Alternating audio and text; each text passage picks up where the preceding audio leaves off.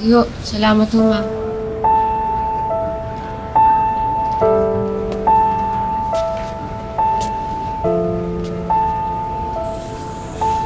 Ano? Naaga ka ba mag-resign?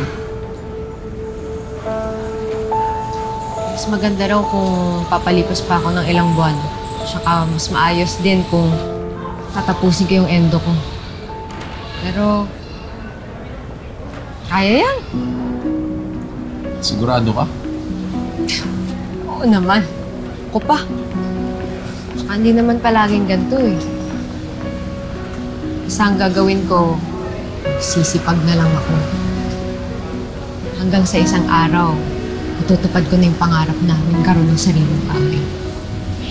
At ikaw, magiging masaya ka. Dahil makakagraduate na si Popoy at magiging maayos ng lagay ni nanay at tatay mo. Jo!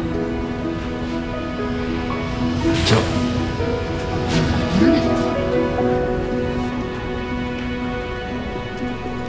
Melissa, asan nga pala yung sample at saka yung presentation para rin sa tinatapos nating formula?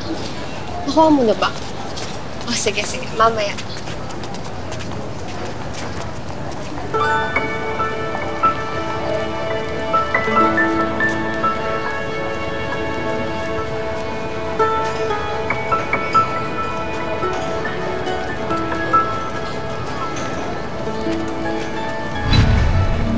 Hanapin mo kung nasan ako dyan.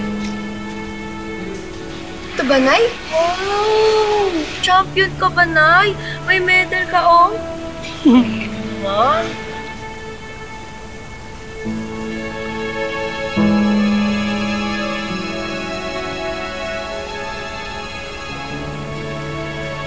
Nay, Hmm. di ka po ba nagsisisi na nagkapamilya kayo agad? Di ka tuloy nakagraduate ko. Hindi naman ito yung original kong plano para sa buhay ko. Pero tingnan mo ako ngayon. May asawa. Dalawa pang anak na mahal ko.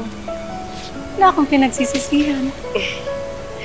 Ano, Nay, balang araw, mag-aaral ako dito sa university na to. Tsaka makakagraduate ako para matupad yung pangarap natin.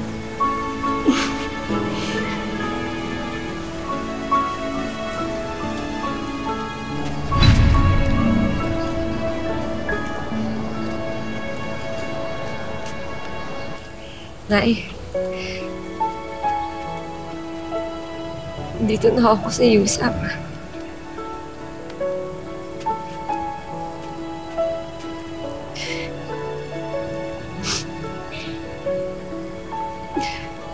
Kaso, hindi nga lang ako estudyante.